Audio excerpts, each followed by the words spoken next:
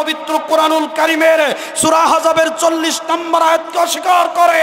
শুধু তাই না, যারা আল্লাহর নবীকে শেষ নবী মানে না, আখিরি জামানার পয়গম্বর মানে না, এরা কোশ্চিন কালেও মুসলমান হতে পারে না। এরা কাফের হয়ে গেছে, এরা কাফের হয়ে গেছে। যতক্ষণ পর্যন্ত এই আকীদা থেকে এরা বের না হয়ে আসবে, এ বাংলার জমিনে তাদের জন্য এক ইঞ্চি জমিন ছাড় দেওয়া হবে না, হবে না, হবে না, ঠিক কিনা?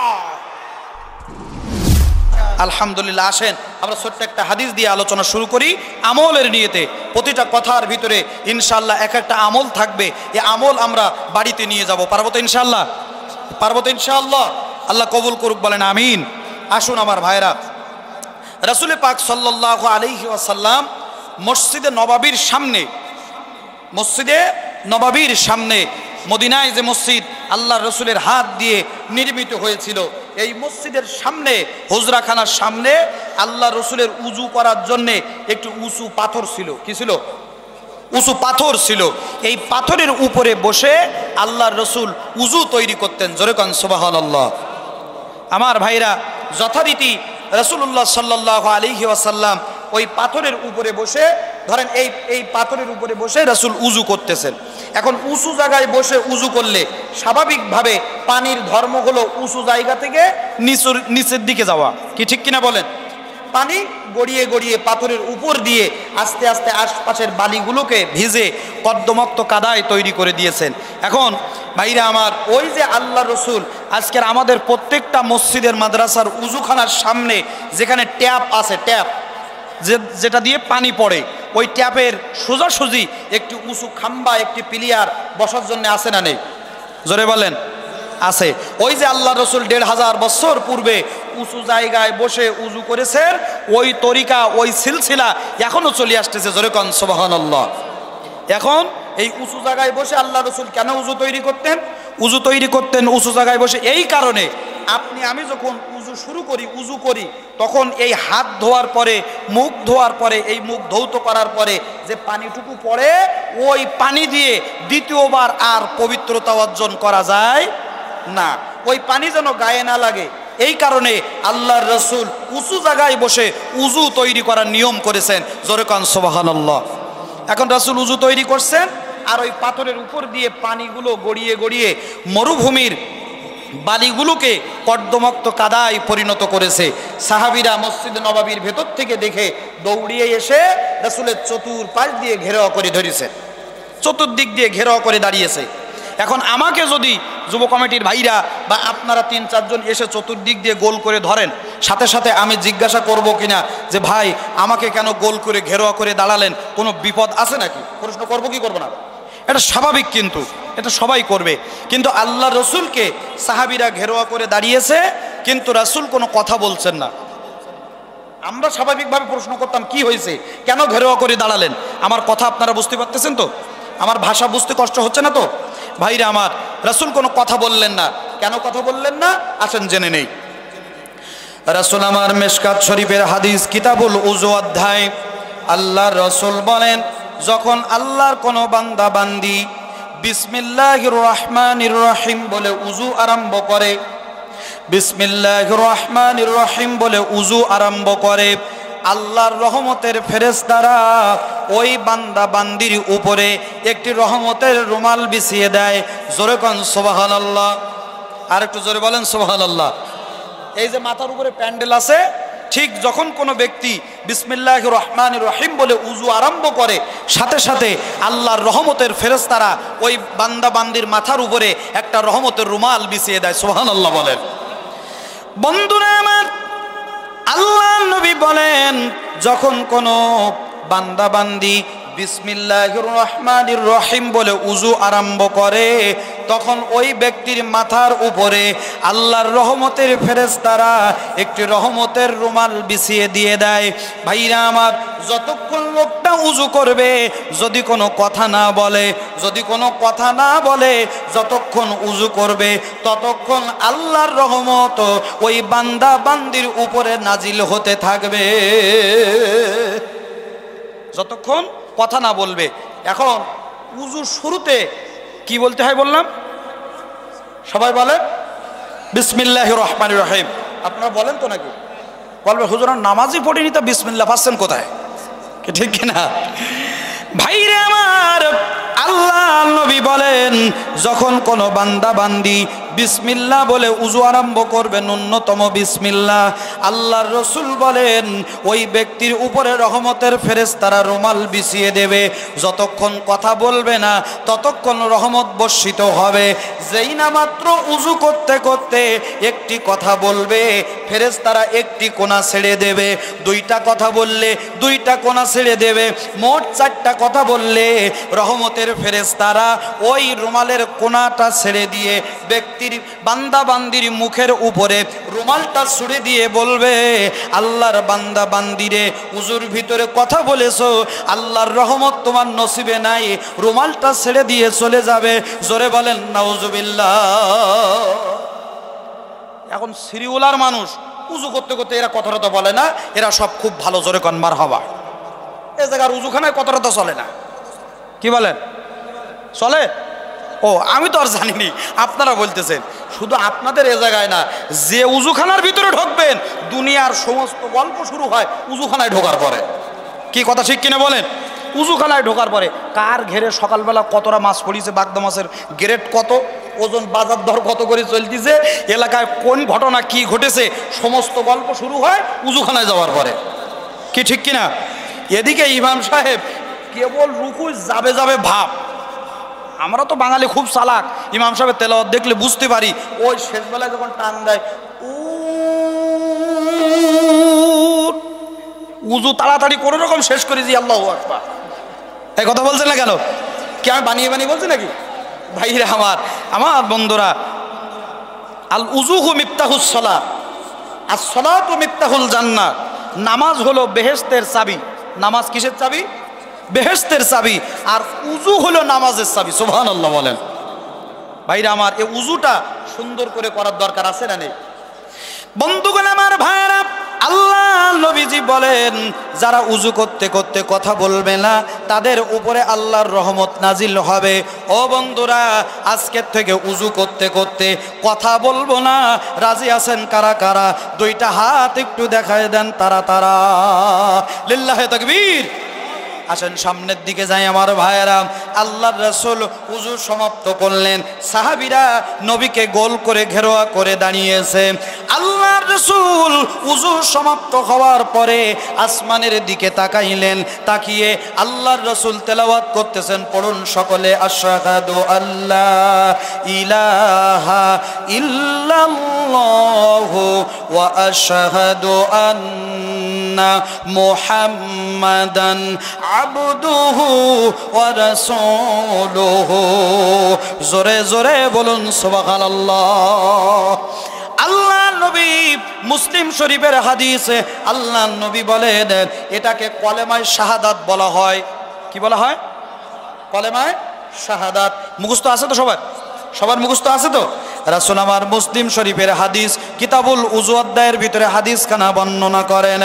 আল্লাহ নবী বলেন যখন কোনো বান্দা বান্দি উযু শেষ করার পরে আসমানের দিকে তাকিয়ে এ কলেমায়ে শাহাদাত খানা একবার পড়বে। জোরে বলেন কয়বার? আর একটু জোরে বলুন কয়বার? একবার পড়বে। আল্লাহর রাসূল বলেন ওই ব্যক্তির জন্যে আমার আল্লাহ তৈরি করা 8টি জান্নাতের দরজা আমার আল্লাহ উন্মুক্ত করে দেবে। কয়টা জান্নাতের দরজা খুলবে? 8টি জান্নাতের দরজা খুলে যাবে। এখন প্রশ্ন আসতে পারে যে হুজুর আমরা লোক একজন, তাহলে 8টা দরজা দিয়ে আমরা জান্নাতে ঢুকবো কোন কায়দায়? একজন ব্যক্তি জান্নাতে ঢোকার জন্যে কয়টা দরজা লাগে? একটু জোরে বলেন। একটা দরজা যথেষ্ট, তাহলে 8-7টা কোন কাজে লাগবে? কি প্রশ্ন আছে না নেই? আছে না? বন্ধুরা আমার, খুব মনোযোগী হন। আজকের আপনাদের এই আশা শরীফ যদি সরকারের প্রধান উপদেষ্টা প্রফেসর ডক্টর ইউনূস সাহেব আসে, যদি কোনো সমাবেশে যদি কোনো অনুষ্ঠান উপলক্ষে যদি প্রধান অ্যাডভাইজার প্রফেসর ডক্টর ইউনূস সাহেব আসে, বলেন তো দেখি গেট হবে কয়টা? হ্যাঁ, ও সাতক্ষীরার নিউ মার্কেট মোড়ের থেকে শুরু হবে। কি বলেন? সাতক্ষীরার নিউ মার্কেট থেকে, ওখান থেকে গেট শুরু হবে। ওই জায়গায় একটা, পাকাপলির মোড়ে একটা, এরপরে আপনার এই পুরাতন সাতক্ষীরায় একটা, আপনার বুদাটায় একটা, এরপরে আপনার এই আশাশুনি, আপনার এই যে ঢোকার, আপনাদের সিরুলায় ঢোকার ওই জায়গায় একটা, এরকম অনেকগুলো গেট হবে কি হবে না? কিন্তু লোক আসবে কয়জন? গেট হয়েছে কয়টা? অসংখ্য গেট হয়েছে। কেন বলেন তো দেখি? এতগুলো গেট কিসের জন্যে? সম্মানের জন্যে। জোরে কান মারহাবা, আরো জোরে বলুন মারহাবা। ওনার একটা সম্মান আছে। এখন আল্লাহর জান্নাতে যারা যাবে তাদের সম্মান আমার আল্লাহর কাছে কম না বেশি? একটু জোরে বলেন। বহুগুণে বেশি। রাসূল আমার বলেন, আল্লাহর যেই বান্দা বান্দিরা উজুর পরে কলেমায়ে শাহাদাতের আমলখানা করবে, কলেমায়ে শাহাদাতের আমলখানা করবে, আল্লাহ রব্বুল আলামিনের কাছে ওই ব্যক্তির সম্মান, ওই বান্দা বান্দির সম্মান আমার আল্লাহর কাছে এত পরিমাণ বেড়ে যাবে, আমার আল্লাহ রব্বুল আলামিন তাদের জন্যে জান্নাতের 8টি দরজা উন্মুক্ত করে রাখবে। আল্লাহ রব্বুল আলামিন বলবেন, বান্দা তোমার যেই দরজা দিয়ে পছন্দ হয় ওই দরজা দিয়ে আমি আল্লাহর জান্নাতে ঢুকে যাও। শুধুমাত্র উজুর পরে কি আমল করতে হবে? একটু জোরে বলেন। কলেমায়ে শাহাদাত। পারবেন তো ইনশাআল্লাহ? আপনারা সবাই করেন, আমি শুধু একটু মনে করে দিচ্ছি আর কি। বলেন আলহামদুলিল্লাহ। ভাইরা, জান্নাতে যাওয়ার এর চাইতে সহজ আমল আর আছে? জোরে বলেন। আর একটা সহজ আমল আছে, একটু বলি দেব? রাসূল আমার বলেন, আল্লাহর কোন বান্দা বান্দি যদি এই আমলখানা করতে পারে তাহলে তার জন্য জান্নাতে যাওয়া একেবারে সহজ হবে। কেমন সহজ শোনেন। ওই ব্যক্তি মারা যাবে, আল্লাহর জান্নাতে যাবে। আরো জোরে। মারা যাবে, জান্নাতে যাবে। সাহাবীরা বলেন, ইয়া রাসূলুল্লাহ, কোন সেই আমল যেই আমল করলে পরে মারা যাওয়ার সাথে সাথে লোকটা জান্নাতে যাবে? রাসূল বলেন, আমলটা হলো যদি কোনো ব্যক্তি, যদি কোনো বান্দা বান্দি সূরা বাকারার 255 নম্বর আয়াতুল কুরসি বলা হয়, যদি ফরজ নামাজ বাদে সালাম ফেরানোর পরে আল্লাহু আকবার একবার, আস্তাগফিরুল্লাহ 3 বার, এরপরে যদি এই আয়াতুল কুরসি একবার আমলটা করতে পারে ফরজ নামাজ বাদে, আল্লাহর নবী বলেন, ও দুনিয়ার মানুষেরা, এই আমলটা করতে পারলে পরে ওই ব্যক্তি মারা যাবে, ডাইরেক্ট আল্লাহর জান্নাতে চলে যাবে। জান্নাতে যাওয়ার এর চাইতে সহজ আমল আর আছে? এই আমলটুকু করা যাবে ইনশাআল্লাহ। যাদের মুখস্থ নেই তারা মুখস্থ করে নেবেন। আর উজুর পরে আসমানের দিকে তাকিয়ে কি পড়তে হবে যেন বললাম? কলেমায়ে শাহাদাত। মনে থাকবে তো? কয়টা আমল দিয়েছি বলেন তো? 3টা আমল দিয়েছি কিন্তু ইতিমধ্যেই। 1 নাম্বার, উজুর শুরুতে কি বলতে হবে? বিসমিল্লাহির রহমানির রহিম। 2 নাম্বার, উজুর ভিতরে কি বলা যাবে না? কথা বলা যাবে না। 3 নাম্বার, উজুর শেষে কি পড়বো? কলেমায়ে শাহাদাত। বারবার মনে করছি এই কারণে, ওয়াজ আজকের এ জায়গায় হচ্ছে কতগুলো, ওয়াজ হবে তো কালকে 4 দোকানে। কি বলেন? ওয়াজ হবে কালকে 4 দোকানে। বলবে, বিলাল হুজুর, কোন হুজুর সাতক্ষীরা থেকে দাওয়াত করে নিয়ে এসে কি ওয়াজ করে গেল, কিছুই বুঝলাম না। পাশের থেকে একজন বলছে, এই ওয়াজ বুঝলাম না মানে? ওয়াজ খুব কায়দার ওয়াজ হয়েছে। কথা বল না কেন? বলছে কায়দার ওয়াজ মানে কি ওয়াজ হয়েছে? বলছে খুব সুন্দর কঠিন ওয়াজ। কি বলেন? বলছে খুব কঠিন ওয়াজ। তা বলছে কঠিন ওয়াজ তাহলে কি ওয়াজ? বলছে ওয়াজ খুব কঠিন ওয়াজ হয়েছে। তা কি ওয়াজটা মনে নেই। কি বলেন?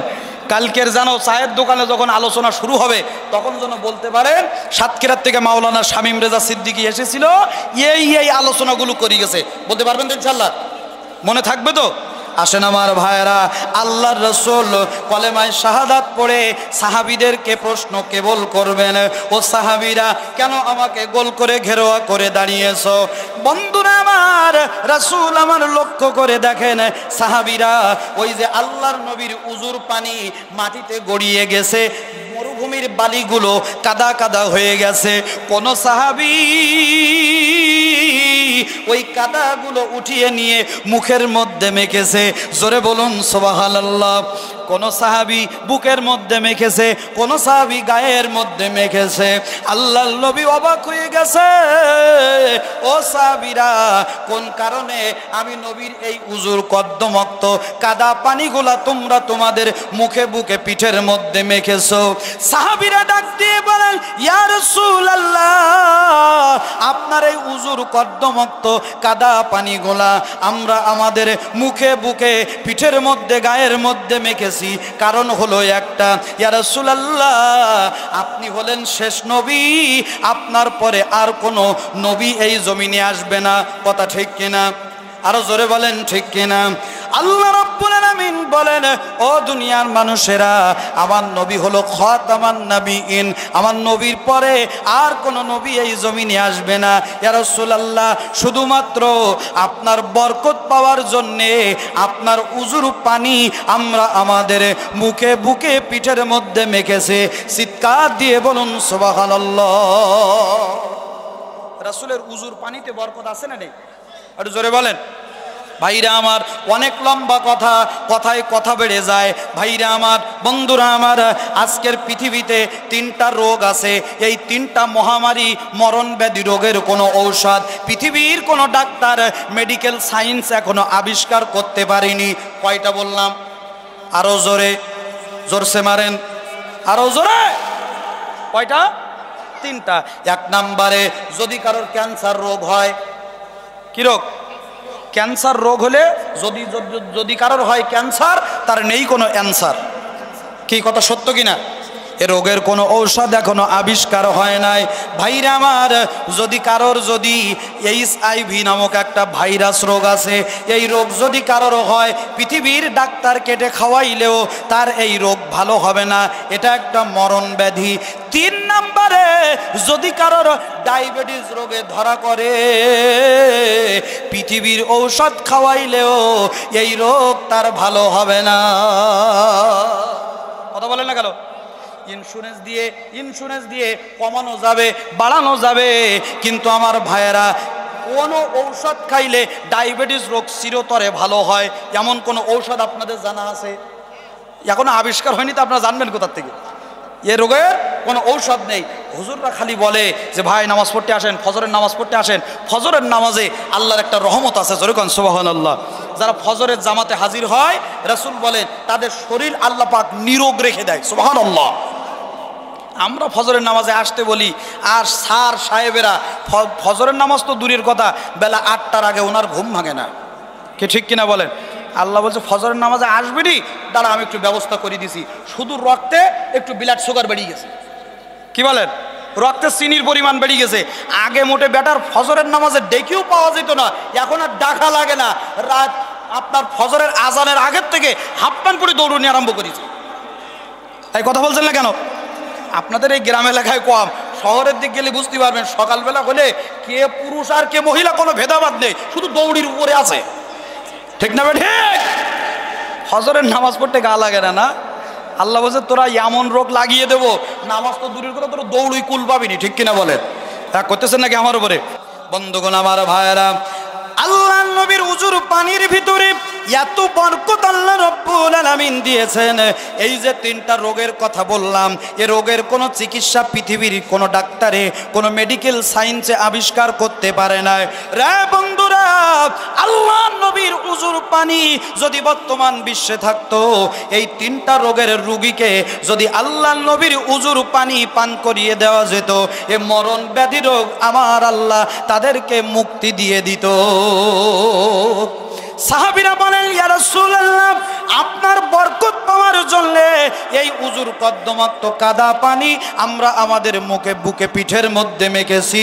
আল্লাহ নবী বলেন, সাহাবীরা, আজকের নবীকে পেয়েছো, নবীর উজুর পানি পেয়েছো, নবীর বরকত হাসিল করতেছো, কিন্তু এমন একটা দিন আসবে যেদিন আমি নবী এই জমিনে থাকবো না।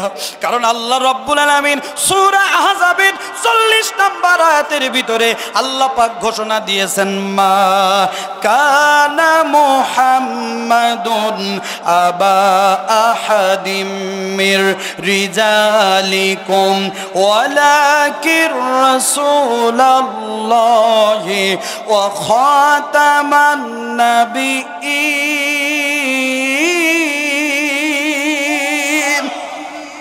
আল্লাহ রাব্বুল আলামিন আমার নবীকে শেষ নবী করে জমিনে পাঠিয়েছেন। নবীর পরে আর কোনো নবী এই জমিনে আসবে না। কথা ঠিক না বে ঠিক? আরো জোরে বলেন ঠিক না বেঠিক? কিন্তু আমার ভাইরা, অত্যন্ত আশ্চর্যজনক হলেও সত্য, আল্লাহর নবীর ইন্তেকালের পরে, আল্লাহর নবীর পর্দা নেওয়ার পরে এই পৃথিবীতে 40 জন নিজেদেরকে নবী দাবি করেছে। জোরে কন নাউজুবিল্লাহ। যেখানে আল্লাহ পাক সূরা আহজাবের 40 নম্বর আয়াতে আল্লাহ পাক ঘোষণা দিলেন নবীর পরে আর কোনো নবী এই জমিনে আসবে না। তাহলে নবীর পরে আবার যদি কেউ নবুয়তি দাবি করে, সে সত্য নবী না ভণ্ড নবী? একটু জোরে বলেন, সত্য নবী না ভণ্ড নবী? বন্ধুরা আমার, তার ভিতরে মুসাইলামাতুল কাজ্জাব একজন, মির্জা গোলাম আহমদ কাদিয়ানি একজন, এরকম 40 জন এরা নিজেদেরকে নবী দাবি করেছে। জোরে বলেন নাউজুবিল্লাহ। আর আজকের বাংলার জমিনে 95% মুসলমান অধ্যুষিত বাংলার ভূখণ্ডে, 12 আউলিয়ার ভূখণ্ডে এই কাদিয়ানিরা নিজেদের মততত্ত্ব প্রতিষ্ঠা করার জন্যে সরকারিভাবে বৈধতা চায়। আজকের যারা আল্লাহর নবীকে শেষ নবী মানে না, এরা কোশ্চিন কালেও এরা মুসলমান হতে পারে না। কতক্ষণ ঠিক কিনা? কথা ঠিক না ঠিক? আজকের এরা নিজেদেরকে মুসলমান দাবি করে নিজেদের মতাদর্শ এই 12 আউলিয়ার ভূখণ্ডে প্রতিষ্ঠা করতে চায়। কিন্তু একটি কথা স্পষ্টভাবে বলে দিতে চাই, যারা পবিত্র কোরআনুল কারীমের সূরা আহজাবের 40 নম্বর আয়াতকে অস্বীকার করে, শুধু তাই না, যারা আল্লাহর নবীকে শেষ নবী মানে না, আখিরি জামানার পয়গম্বর মানে না, এরা কোশ্চিন কালেও মুসলমান হতে পারে না। এরা কাফের হয়ে গেছে। যতক্ষণ পর্যন্ত এই আকীদাত থেকে এরা বের না হয়ে আসবে, এ বাংলার জমিনে তাদের জন্য 1 ইঞ্চি জমিন ছাড় দেওয়া হবে না। ঠিক কিনা? আমার ভাইরা, রাগ করলেন নাকি? কষ্ট পেলেন নাকি? আসেন সামনের দিকে যাই। রাসূল বলছেন, সাহাবীরা, আমি তো শেষ নবী, আমার পরে আর কোনো নবী আসবে না, কিন্তু আমার কোটি কোটি উম্মত এ জমিনে থাকবে কি থাকবে না? তারা তো আমি নবীকে পাবে না, তাহলে তারা নবীর বরকত কেমনে হাসিল করবে? সুবহানাল্লাহ বলেন। আহা, আল্লাহ নবীর কত মায়া, কত মহব্বত তার উম্মতের জন্য। সুবহানাল্লাহ বলেন। আমার নবী দ্বীনের নবী, আমার নবী রহমতের নবী, কোরআনে প্রমাণ, আশিক বিনে কে বুঝিবে আমার দয়ার নবীর শান, উম্মত বিনে কে বুঝিবে আমার মায়ার নবীর শান। কতক্ষণ নবী আমার মদিনার বুলবুল, আমার আল্লাহ প্রেম করিয়া নামটি দিলেন হাবিবে রাসূল। আরো জোরে, নবী আমার মদিনার বুলবুল,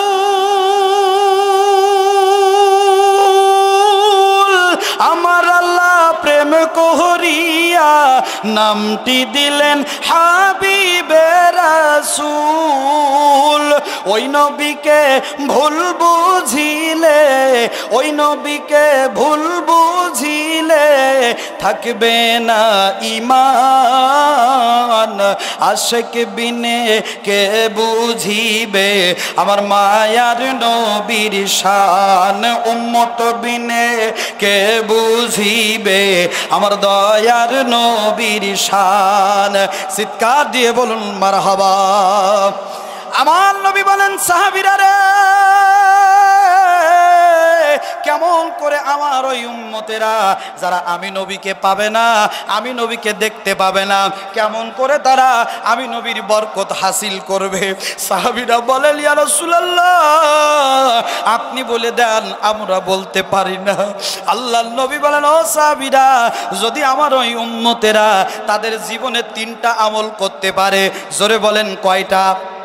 আরো জোরে।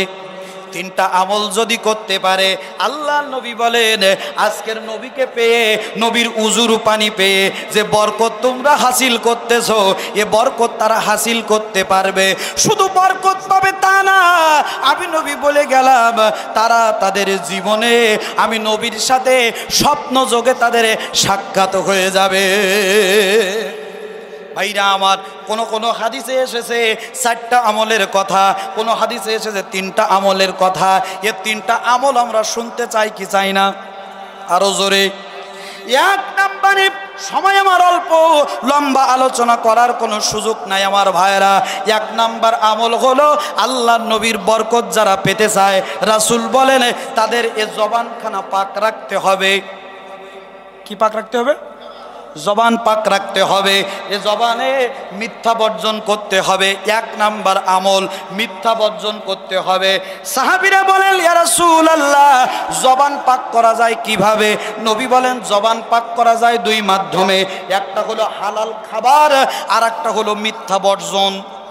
হালাল খাবার আর মিথ্যা বর্জন। খাবার যদি আপনার হারাম হয়, আপনি যত বড় পাগড়িওয়ালা, যত বড় টুপিওয়ালা, যত বড় পাঞ্জাবিওয়ালা, যত বড় দাড়িওয়ালা, যত বড় মাওলানা মৌলবি হন না কেন, খাবার যদি আপনার হারাম হয়, আপনার কোনো ইবাদত আল্লাহর দরবারে কবুল হবে না, হবে না। কথা বলেন ঠিক কিনা? কথা ঠিক না বেঠিক? বলবেন হুজুর, আমরা সিরিউলার মানুষ, আমরা বড় ইমানদার, আমরা বড় আল্লাহওয়ালা, আমরা হারাম খাই না। কি বলেন? আমরা হারাম খাই না, মেনে নিলাম আপনারা হারাম খান না, কিন্তু যেদিন সপ্তাহে বুধবার অথবা মঙ্গলবার আসে, দক্ষিণ পাড়ার ভাবি লাল একখানা হলুদ একখানা বই নিয়ে ওই উত্তর দিক, ওই উত্তর পাড়ায় কি করতে যায়? হ্যাঁ, ওই দেখেন চাচা বলি, আমি কিন্তু বলিনি, বলতে হুজুর সমিতি আছে না নেই? আমি মনে করি সিরুল্লাহ দিক মানে সমিতি, লোক সমিতি টমিতি করে না বোধ হয়, এ জায়গায় আছে। আশা, আশা, নিরাশা, বিরাগ, কতক্ষণ ঠিক কিনা? রাস্তা খাই করলো টিরাকে, আর আমাদের সমাজ নষ্ট করলো বিরাকে। এই কথা বলছেন না কেন? বন্ধুরা আমার, ভাইরা আমার, আজকের আমরা এই বাংলার জমিনে প্রতি রাত্রে প্রায় 11,000-এর উপরে মাহফিল হচ্ছে। কত? 11,000-এর উপরে মাহফিল হচ্ছে, কিন্তু আমলের পরিবর্তন হচ্ছে না। তার কারণ হলো এখনো আমাদের খাবার হালাল হয় না। ওই যে ভারতের জমিনে গেল 1 বছর আগে, ভারতের জমিনে 2023 সালে গিয়েছিলাম মাহফিল করতে। ফুরফুরার জমিনে ঘুমিয়ে আছেন যিনি, আল্লামা আবু বকর সিদ্দিকী পীর সাহেব রহিমাহুল্লাহ, তিনি ভাইরা আমার বাংলার জমিনে এসেছে কলেমার দাওয়াত দিতে। তার মুখের দাওয়াত শুনে হাজারে হাজারে অমুসলিম মুসলমান হয়েছে, কলেমা পড়ে মুসলমান হয়েছে। ভোমরা বর্ডার ক্রস করার পরে, ভারতের ঘোষাডাঙ্গা বর্ডার, ওখান থেকে ইসামতি নদী পার হওয়ার পরে, ইসামতি নদী পার হওয়ার পরে সেটা হলো আমার ভাইয়েরা বসিরহাট জেলা রয়েছে। এই বসিরহাট জেলায় ঘুমিয়ে রয়েছেন যিনি, আল্লাহর ওলি রুহুল আমিন রহমাতুল্লাহ আলাইহি, তিনি কলেমার দাওয়াত দিয়েছেন। তার মুখের কলেমার দাওয়াত শুনে হাজার হাজার অমুসলিম কলেমা পড়ে মুসলমান হয়েছে, বেনামাজিরা নামাজি হয়েছে। ভাইরা আমার, রাজশাহীর জমিনে ঘুমিয়ে আছেন যিনি, আল্লামা শাহ মাকদুম রূপস রহিমাহুল্লাহ, তিনি পদ্মা নদীর কিনারে এসে দাঁড়িয়েছে, রাজশাহীর জমিনে কলেমার দাওয়াত দিতে যাবে। বিশাল খরস্রোতা পদ্মা নদী, পার হওয়ার কোনো ব্যবস্থা নাই। আল্লাহর কাছে দোয়া করেছেন, আল্লাহ রাজশাহীর জমিনে যাব কলেমার দাওয়াত দিতে, পদ্মা নদীতে কোনো নৌকা নাই। হাত তুলে দোয়া করেছেন, হাত নামাতে দেরি হয়েছে, পদ্মা নদীর মাছ থেকে বিশাল বড় কুমির পিঠটা ভাসিয়ে দিয়েছে। কুমিরের পিঠে উঠে আল্লামা শাহ মাকদুম রূপস রহিমাহুল্লাহ রাজশাহীর জমিনে কলেমার দাওয়াত দিয়েছে। যদি কখনো রাজশাহী যান, কবরখানা এখনো রয়েছে, হুজুরের কবরের মাজারে ঢোকার আগে গেটের মুখে সেই কুমিরের কবরটা এখনো রয়ে গেছে। ভাইরা আমার, বগুড়ার মহাস্থানগড়, তখন নাম ছিল পুণ্ডনগর। এই পুণ্ডনগরের যিনি রাজা ছিলেন, তার নাম হলো পুণ্ড রাজা। এই পুণ্ড রাজা তৎকালীন বগুড়ার মহাস্থানগড়ে ভাইরা আমার মুসলমানদের উপরে অকথ্য নির্যাতন করেছে।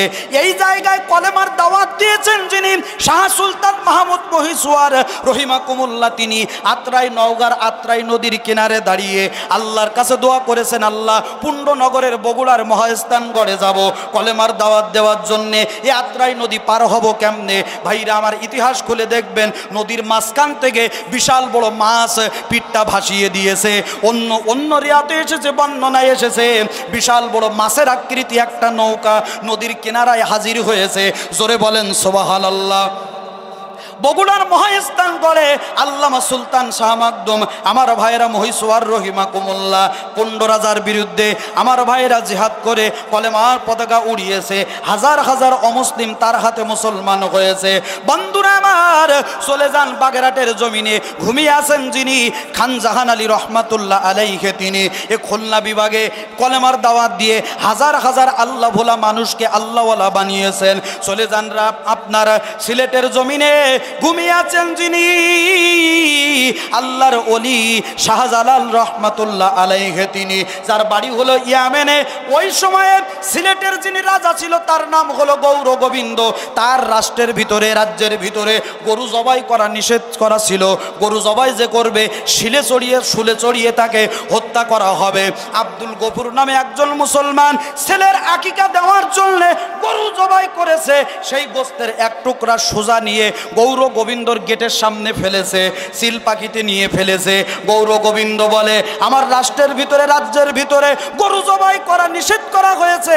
কার এত বড় বুকের পাটা আমার রাজ্যের ভিতরে গরু জবাই করে? ধরে নিয়ে আয় তাকে। ভাইরা আমার, আব্দুল গফুরকে ধরে নিয়ে আসা হলো। আমার ভাইয়েরা, তার ছেলের আকিকার গরু জবাই করার অপরাধে তার সন্তানটাকে জবাই করে দেওয়া হলো। আমার আল্লাহ ডাক দিয়ে বলেন, শাহজালাল, বাংলার জমিনে গরু জবাই করার অপরাধে আমার বান্দা আব্দুল গফুরের সন্তানকে হত্যা করা হবে। আর তুমি ইয়ামেনে বসে বসে তসবির দানা টিপবা, ওই তসবির দানা আমার লাগবে না।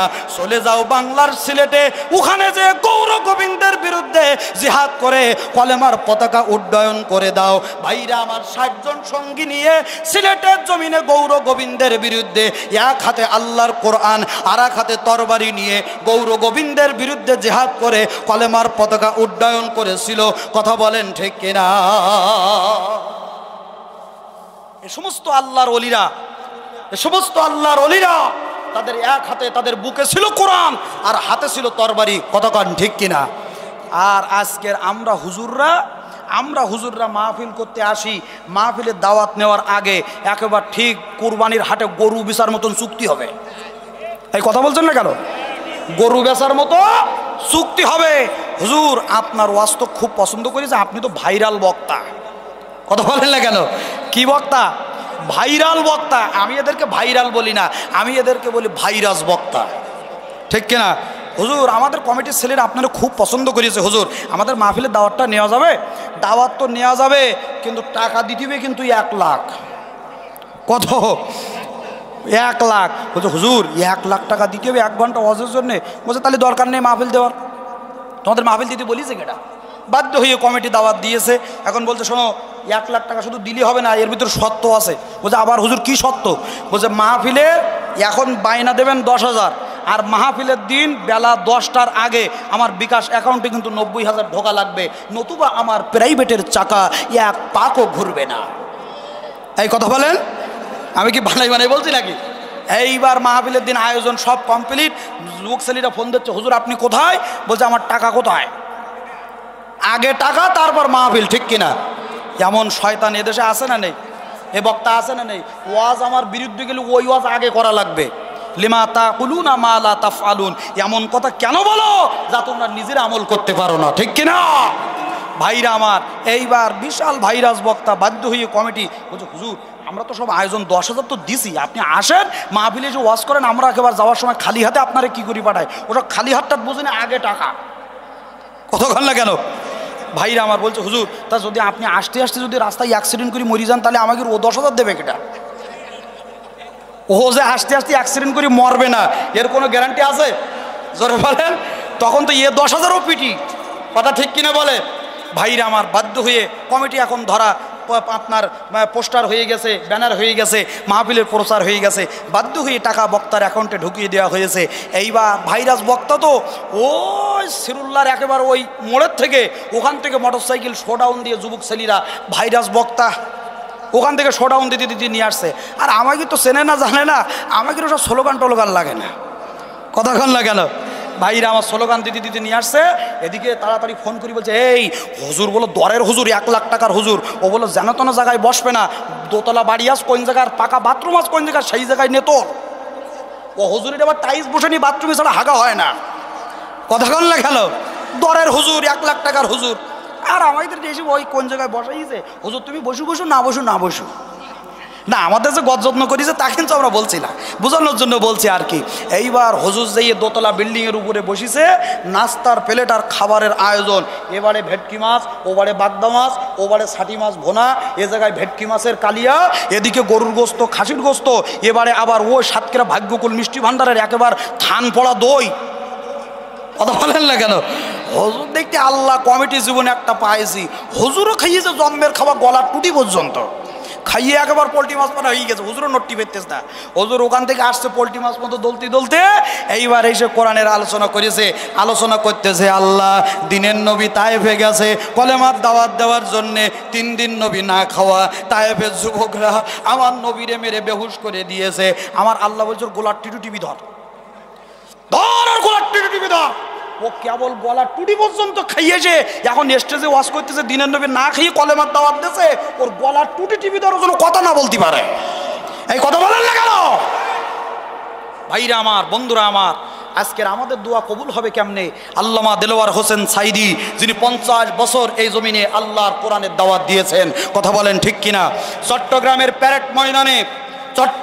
প্যারেড ময়দানে 5 দিন ব্যাপী তাফসীর মাহফিলে আল্লামা দেলোয়ার হোসেন সাইদি 5 দিন ব্যাপী তাফসীর মাহফিল করেছেন। শেষের দিনে সূরা ফাতিহার তাফসীর শুনে 1 নয় 2 নয় 7-8 জন অমুসলিম আল্লামা সাইদির হাতে হাত রেখে কলেমা পড়ে মুসলমান হয়েছে। কথা বলেন ঠিক কিনা? আজকের গোটা বাংলাদেশের একজন মুসলমান নেই যে এই বুকে হাত দিয়ে এই কথা বলতে পারবে আল্লামা সাইদি এই জমিনে 1 টাকা কন্ট্রাক্ট করে আল্লাহর কোরআনের তাফসীর করেছে। কথা বলেন ঠিক কিনা? আর আজকে সেই বক্তারা কেউ সাইদির দাড়ি নকল করে, কেউ সাইদির সুর নকল করে, কেউ সাইদির কণ্ঠ নকল করে, আজকে তাফসীরের ময়দানে যারা কন্ট্রাক্ট করে আলোচনা করে, কন্ট্রাক্ট করে মাহফিল করে, সময় এসেছে বাংলার তাওহীদি জনতা এদেরকে ছুঁড়ে ডাস্টবিনে নিক্ষেপ করতে হবে। এরা যেন চুক্তি করে আল্লাহর কোরআনের কথা এই জমিনে বলতে না পারে। কারা কারা রাজি আছেন 2 হাত আল্লাহকে দেখায় দেয়।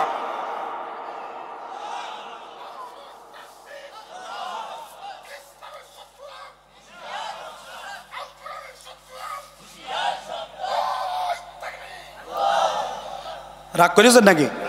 অসুবিধা হচ্ছে?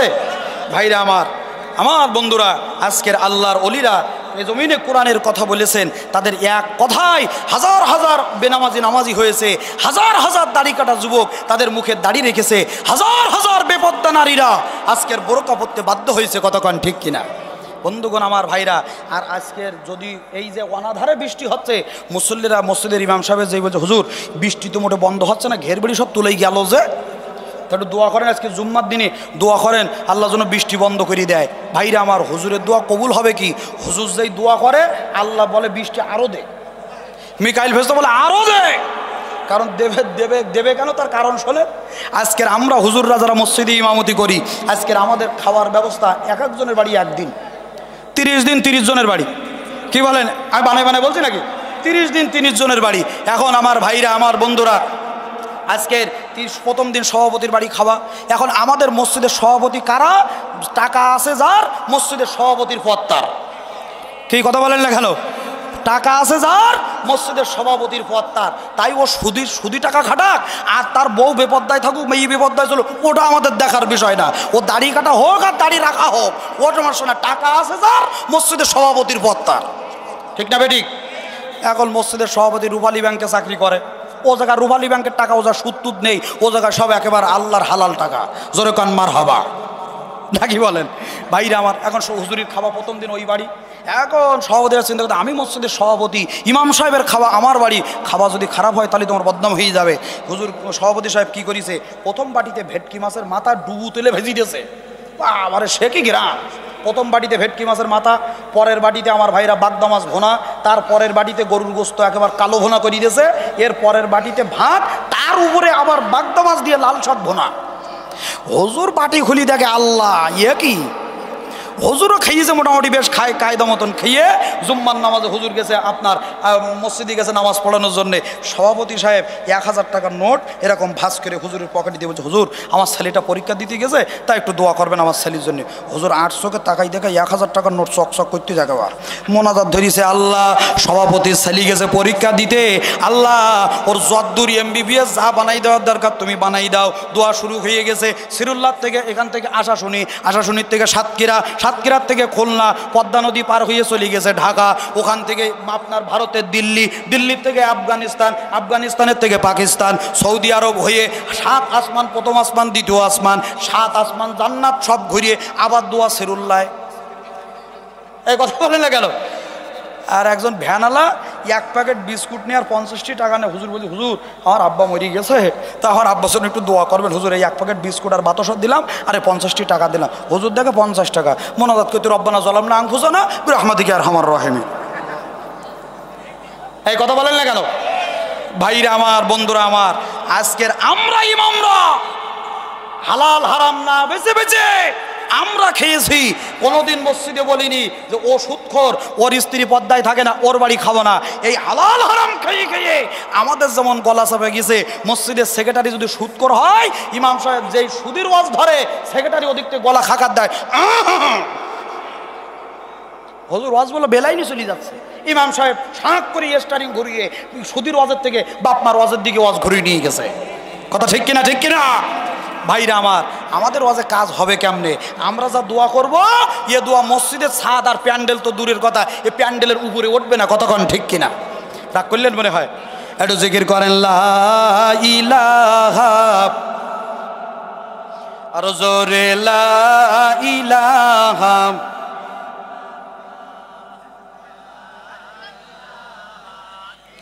লা ইলাহা, লা ইলাহা ইল্লাল্লাহু মুহাম্মাদুর রাসূলুল্লাহ সাল্লাল্লাহু আলাইহি ওয়াসাল্লাম। বন্ধুরা আমার, তাহলে 1 নাম্বার আমল হলো মিথ্যা বর্জন করতে হবে। মনে আছে তো আপনাদের? আর আমল বাকি আছে কয়টা? ভাইরা আমার, বন্ধুরা আমার, এই মিথ্যা যদি আপনি বলেন, আপনার আমল নামায় একটা কবিরা গুনাহ হবে। আসুন আমার সামনের দিকে যাই। ভাইরা আমার, মিথ্যা বললে কবিরা গুনাহ হবে, আপনার আমল নামায় একটা কবিরা গুনাহ লেখা হবে। শুধু তাই না, যদি কোনো ব্যক্তি মিথ্যার এত বড় কঠিন কুফল আছে, শুনলে আপনারা আশ্চর্য হয়ে যাবেন।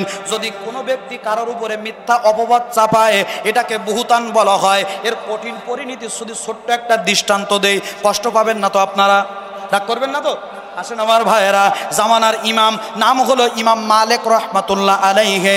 এই ইমাম মালিক রহমাতুল্লাহ আলাইহে, বন্ধুরা আমার, সেই জামানার বিচারক ছিলেন, কাজী সাহেব ছিলেন। তার এলাকার মধ্যে হঠাৎ করে একজন আল্লাহ বলা পরহেজগার দিনদার একজন মহিলা হঠাৎ করে ইন্তেকাল করেছে।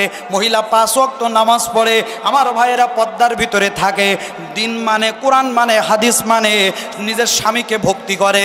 এই মহিলা মারা যাওয়ার পরে বন্ধুরা আমার, এলাকায় দেখবেন আপনাদের সিরু উলায়, যদি কোনো মহিলা মারা যায়, মাইকে ঘোষণা হওয়ার পরে দেখবেন কিছু মহিলারা এই মাইয়েটাকে গোসল দেওয়ার জন্য যায় কি যায় না? যায় কি যায় না? মহিলারা চলে গেছে, বড়ই পাতার গরম পানি মশারি টানানো হয়েছে গোসল দেওয়ার জন্যে। ভাইরা আমার, 4 জন মহিলা মশারির ভিতরে ঢুকে গেছে মাইয়ে তাকে গোসল দেওয়ার জন্যে। গোসল দিতে দিতে গোসল সমাপ্ত হয়ে গেল। 3 জন মহিলা মশারির ভেতর থেকে বাহিরে চলে আসলো। ভেতরে আছে আর কয়জন?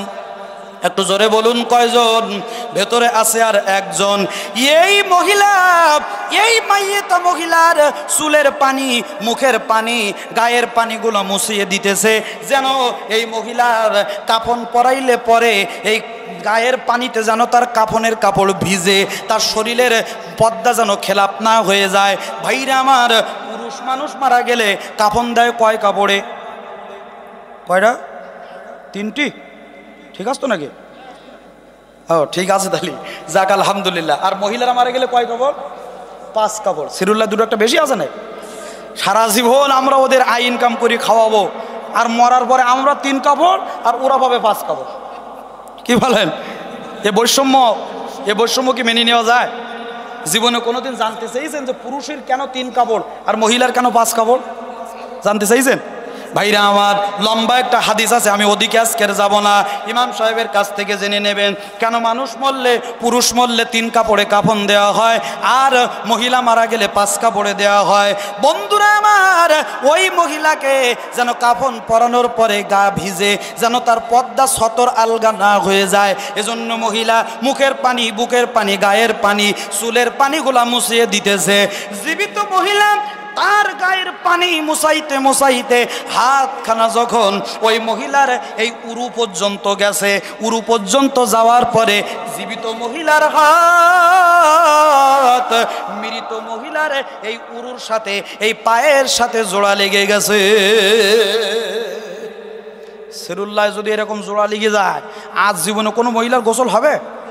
ও মরি পুজে যা হয় হোক, ওরা বুঝুক গে যাক, ও দিক আমরা নেই। কথা কন ঠিক কিনা? ভাইরে আমার, রাগ করতেছেন না তো? কষ্ট পাচ্ছেন না তো? শেষ করে দেবো নাকি? হ্যাঁ হ্যাঁ, তাই বলছে, শেষ করে দেয় নাকি? বন্ধুরা আমার, এবার গভীর মনোযোগ দিয়ে শোনেন। হাত যখন জোড়া লেগে গেছে, মহিলা বলছে আল্লাহ একই হলো, একই কাণ্ড হলো, হাত কেন জোড়া লেগে গেল? হাত টান দেয়, হাত ছাড়ায় না, হাতের সঙ্গে পা উপরে চলে আসে। ভাইরা আমার, বন্ধুরা আমার, অনেকক্ষণ চেষ্টা করার পরে হাত যখন ছাড়াইল না, হাত যখন ছাড়াইল না, আল্লাহু আকবার বলে চিৎকার করে উঠেছে। আর যে মহিলারা ছিল আপনার মশারির ভিতরে প্রবেশ করেছে, কি ব্যাপার আপা, চিৎকার দিয়ে কেন উঠলেন? দেখে মহিলার চোখ দুইটা মোটা মোটা হয়ে গেছে, সমস্ত শরীরটা ঘেমে ভিজে গেছে। আপা, আমরা তো গোসল দিয়ে বাহিরে গেলাম, কি এমন হলো আপনি চিৎকার দিয়ে কেন উঠলেন? আপনি কি ভয় পেয়েছেন নাকি? মহিলা বলেন আপা, ভয় পাই নাই, তবে আশ্চর্য একটা ঘটনা ঘটে গেছে, আমার হাত এই লাশের পায়ের সাথে জোড়া লেগে গেছে। মহিলারা বলছে না না না, জীবনে এই এলাকায় যত মহিলা মারা যায় তাদের সবার গোসলের ব্যবস্থা আমরা করে থাকি, আর আজকে আপনার হাত জোড়া লেগে যাবে, এটা কোশ্চিন কালেও মেনে নেওয়া যায় না।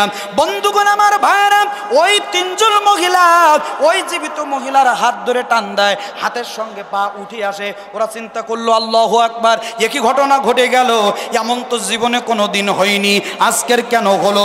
ভয়ে তারা মশারির বাইরে চলে গেছে। লম্বা কথা, ইমাম সাহেবকে ডেকে আনলো, হুজুর এই ঘটনা কি করতে হবে, কেন হলো, আপনি ব্যবস্থা করেন। ইমাম সাহেব হুজুর বলেন, আমি আমার জীবনে এমন ঘটনার মুখোমুখি কোনোদিন হইনি। আপনারা হয়েছেন নাকি? আপনারা হয়েছেন? খুব মনোযোগ দিয়ে শুনবেন। ইমাম মালিক রহমাতুল্লাহ আলাইহির জীবনী খুললে এ ঘটনাটা আপনারা পেয়ে যাবেন। বন্ধুগণ আমার, ভাইয়েরা, খুব মনোযোগ দেন। এবার ওই মহিলারা বাহিরে চলে এসে ইমাম সাহেবকে যখন বলেছে, ইমাম সাহেব আরও কয়েকজন মহিলাদেরকে ডেকে মশারির ভিতরে ঢুকিয়ে দিয়েছে, আপনারা একটু চেষ্টা করেন কোনোভাবে হাতটা ছাড়ানো যায় কিনা। তারাও ব্যর্থ হয়ে গেল, বাহিরে চলে আসছে। হুজুর, অনেক চেষ্টা করলাম, হাত কোনোভাবে ছাড়াইতে পারলাম না। ইমাম সাহেব বলছে এখন উপায় আছে একটা, উপায় আছে একটা, যে মহিলা মারা গেছে তার স্বামীরে ডেকে আনো, আর যে মহিলার হাত জোড়া লেগে গেছে তার স্বামীরে ডেকে আনো। 2 জনকে ডেকে আনা হলো। 2 জনকে ডেকে আনার পরে একজনকে, যে যার স্ত্রী মারা গেছে, তাকে বলা হলো ভাই, জীবনে স্ত্রী তো আর ফিরে পাবেন না, শুধু আপনার স্ত্রীকে গোসল করাইতে যে এই লোকের স্ত্রীর হাত জোড়া লেগে গেছে, এখন আপনার স্ত্রী তো মারা গেছে, আপনি তো তাকে আর পাবেন না, কিন্তু এই মানুষটা তার স্ত্রীর হাত জোড়া লেগে গেছে, তার স্ত্রীকে তো বাঁচাইতে হবে। এখন যদি আপনি অনুমতি দেন, আমরা তো অনেক চেষ্টা করলাম, কোনোভাবেই হাত ছাড়াইতে পারলাম না, এখন আপনি যদি অনুমতি দেন, তবে আপনার স্ত্রীর যেখানে হাত জোড়া লেগে গেছে, এই মহিলার হাত যেখানে জোড়া লেগে আছে, ওই জায়গার হাতের তলার থেকেই হালকা একটু চামড়া কেটে এই মহিলাকে আমরা জীবনের মতো বাঁচিয়ে দেব, তার হাতখানা ছাড়িয়ে নিয়ে আসব, যদি আপনি অনুমতি দেন। লোকটা ডাক দিয়ে বলেন, হুজুর হুজুর আমার স্ত্রী যে কত ভালো সেটা এই মহল্লার সবাই জানে, জীবনে কোনোদিন বেপরদায় চলিনি, জীবনে নামাজ তিনি কাজা করেননি ওজর ব্যতীত। হুজুর আমার স্ত্রী হজ পালন করেছে, ইসলামী আন্দোলনের কর্মী ছিল, আমার স্ত্রী কোনোদিন আমার কথার অবাধ্য হয়নি, আমি যা বলতাম তাই শুনতো, আমার কথার অবাধ্য হতো না, বড় প্রতিভক্তি স্ত্রী আমার ছিল। জীবনের সাংসারিক জীবনে আমার স্ত্রীর গায়ে আমি কোনোদিন হাত দেই নাই তার কোনো অন্যায়ের কারণে। আর আমার স্ত্রী মারা যাওয়ার পরে তার গায়ের চামড়া কাটতে হবে, চামড়া তো দূরের কথা, যে স্ত্রী বেঁচে থাকতে তার গায়ে আমি ফুলের টোকা পড়তে দিলাম না, আর ওই স্ত্রী মারা যাওয়ার পরে তার পায়ের চামড়া কাটা হবে, চামড়া তো দূরের কথা, আমার স্ত্রীর গায়ে আমি একটা নখের আঁচড়ও লাগতে দেব না। আরো জোরে বলেন সুবহানাল্লাহ। আপনারা সুবহানাল্লাহ জোরে বলবেন না ও আমি জানি, কারণ আপনারা তো স্ত্রীর ছাড় ডোবা লোক না, শুধু পানের তো চুন খসলি হয়, ঠিক কিনা বলে? হ্যাঁ, যদি একটু ভাত রান্না করতে দেরি হয়েছে ঘেরের আইলবেন্দি যদি এসে দেখে যে এখনো ভাত রান্না হয়নি, আলু বসনি চালে না, সব পিটির পরে, কতক্ষণ ঠিক কিনা? না সেরুল্লাহ লোকের জায়গায় আল্লাহর ওলি এরাই বউটো ধরি মারে না, জোরে কন মার হবা, মারে না, না মারে, পর্দায় যারা আছে তাদেরকে শুনলে একটু বোঝা যাবে। আম্মা জানেরা শুনি রাখেন, আল্লাহ রসুল বলেছেন স্ত্রীর গায়ে হাত দেওয়া যাবে না, স্ত্রীকে মারা যাবে না, তবে মারা যাবে যদি অন্যায় করে, মারা যাবে সেটা মুখে মারা যাবে না, মাথায় মারা যাবে না, বুকি মারা যাবে না, পিঠি মারা যাবে না, কোমরের নিচের থেকে যা মেরি পারেন, অদ্রিবহুন্না গয়রা মুবর্র, যদি ওরা শরীয়তের ভেতরে না চলে তবে ওদেরকে একটু প্রহার করা যাবে, তবে যে লাঠি দিয়ে মারতে হবে রাসূল বলেন সেই লাঠির পরিমাণ হলো 1 বিঘা, কত মেসওয়াক পরিমাণ। তো একজন বলছে হুজুর ও ধরবো কনে আর মারবো কনে, তো একজন পাশের থেকে বলছে বুদ্ধিকে আমাকে কম আস নাই, ওই হুজুরির ওই লাঠির আগায় হুল করে গুতুবো, তাও মারবে, আছে না নেই? কথা কন না কেন ভাইরা আমার? ও মা বোনেরা শোনেন, মা বোনেরা আছে না নাকি? আছে না?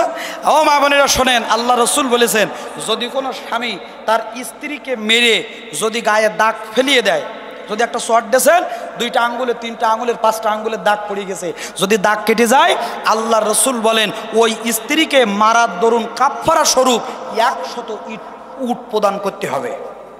কয়টা? আরো জোরে দেখেছেন সভাপতি, এখন আর কথা বলতি না, কারণ ওয়াজিবের গাদ্দিক চলে যেতেছে। কয়টা উট দিতে হবে? 100 উট দিতে হবে। এইবার হাত উঁচু করেন, বউ মেডিসিন কেটা কেটা তুলিস নাই কেউ? এই তুই বিয়ে করেছিস? আদৌ ও হাত উঁচু করেছে, ও এখনো বিয়েই করেনি। শোনেন আমি জানি তো এখানে কেউ হাত উঁচু করবে না আম্মা জানেরা, কিন্তু আপনারা তো জানেন যে আপনাদের মেরিছে কোন স্বামী। আজকের বাড়ি যেয়ে ঘরের শিকল লক করে দেবেন, উট নিয়ে এসো তারপর ঘরে ঢোকো, কতক্ষণ ঠিক কিনা? মা বোনেরা বলছে আল্লাহ ইয়ে হুজুর সেল কনে এতদিন, জোরে খন মারহাবা। ভাইরা আমার, বন্ধুরা আমার, দোষ শুধু আমার আম্মা জানদেরকে দিলে হবে না, দোষ কিন্তু আমাদেরও আছে, কতক্ষণ ঠিক কিনা? বন্ধুরা আমার, ভাইরা আমার, বিয়ে করার সময় যখন বিয়ে হয়, বিয়ে হওয়ার সময় একটা হালাল সম্পর্ক তৈরি হবে। কি একটা আজব ঘটনা আমাদের সমাজে ঘটে গেল। আজকের বিয়ের অনুষ্ঠানে মুসলমান বাড়ি বিয়ে হচ্ছে, মুসলমান ঘরে বিয়ে হচ্ছে, বড় বড় ডেক সেটে নিয়ে, এরপরে এমন বাড়ি দিচ্ছে সিরিউলার মাটি কাঁপিয়ে গেছে। হ্যাঁ, সেরুল্লাহ বিয়ে শাদিতেও সব বাজনা টাজনা বাজে না নাকি? বাবারে এমন বাড়ি দুবার দেশে রাত্রি ঘুম পড়া দেয়, বক্সের বাড়ির ঘায়, ঠিক কিনা বলেন? শুধু তাই না, শুধু তাই না, আজকের সমাজে কি এমন অবস্থা হলো, ছেলের বাপের মুখে 1 হাত লম্বা দাড়ি, গায়ে লম্বা পাঞ্জাবি, মাথায় বড় পাগড়ি, ছেলে বিয়ে দেওয়ার সময় মেয়ের বাপের সঙ্গে চুক্তি করে, মেয়ের বাপের সঙ্গে সিগন্যাল মারে, বিআই সাহেব ছেলে আপনার, ছেলে আমার, মেয়ে আপনার, আমার কোনো যৌতুকের দাবি নেই, শুধু আপনার জামাই আসা যাওয়ার জন্যে আর দেখাশুনোর জন্য একটু ব্যবস্থা করে দেবেন। আসা যাওয়া দেখাশুনো বোঝেন তো, বোঝেন তো নাকি? কত বড় শয়তান, মুখে দাঁড়িয়ে রেখে ডাইরেক্ট যৌতুকের কথা বলছে না, বলছে আসা যাওয়া দেখাশুনোর ব্যবস্থা করলেই হবে। জোরে কান নাউজুবিল্লাহ। তোমার নামাজ, নামাজ বাদে তোমার আর সব কবুল হবে না, ঠিক কিনা বলেন? ও তুমি হজ করিয়া করবা কি, নামাজ পহিরা করবা কি, কলবেতে ঢুকেছে হাজি তোমার দারুণ শয়তানি। কতক্ষণ ও তুমি হজ করিয়া করবা কি, নামাজ পহিরা করবা কি, কলবেতে ঢুকেছে নামাজি তোমার যৌতুক নামক শয়তানি। কতক্ষণ ঠিক কিনা রে যুবক ভাইরা? আল্লাহ নবী বলেন বিয়ে করার বয়স হলে পরে তুমি তোমার মোহরের টাকা আগে জোগাড় করো, তোমার মোহরের টাকা তুমি নিজেই আগে এক জায়গায় করো। স্ত্রীকে মোহরানা দিয়ে বিয়ে করা হলো ফরজ, কিন্তু সময় উল্টে গেছে, কাল উল্টে গেছে। এখন স্ত্রীকে মোহরানা দেওয়া তো দূরের কথা, উল্টো মেয়ের বাপের কাছ থেকে যৌতুক নেওয়ার জন্য পাগল হয়ে গেছে। কতক্ষণ ঠিক কিনা বন্ধুরা আমার? কথা আমার এদিকে নয়, প্রসঙ্গ ক্রমে চলে আসলো তাই বললাম।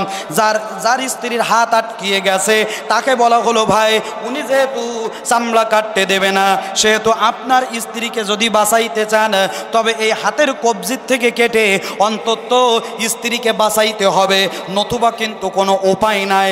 লোকটা ডাক দিয়ে বলেন হুজুর এই এলাকায় যত মহিলা মারা যায় প্রত্যেকটা মাইয়িত মহিলার গোসলের ব্যবস্থা আমার স্ত্রী করে থাকে।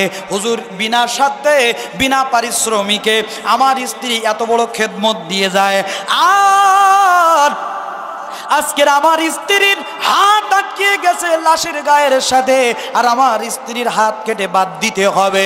না না না না না, উনি যেমন ওনার স্ত্রীর গায়ে নখের আসর লাগতে দেবে না, আমি আমার স্ত্রীর গায়ে তেমনি কোনো ক্রমে আমার স্ত্রীর গায়ে আমি ফুলের টোকাও লাগতে দেব না।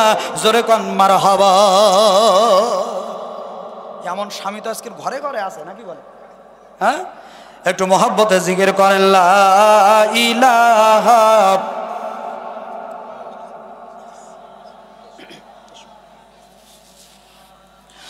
লা ইলাহা, আরো জোরে লা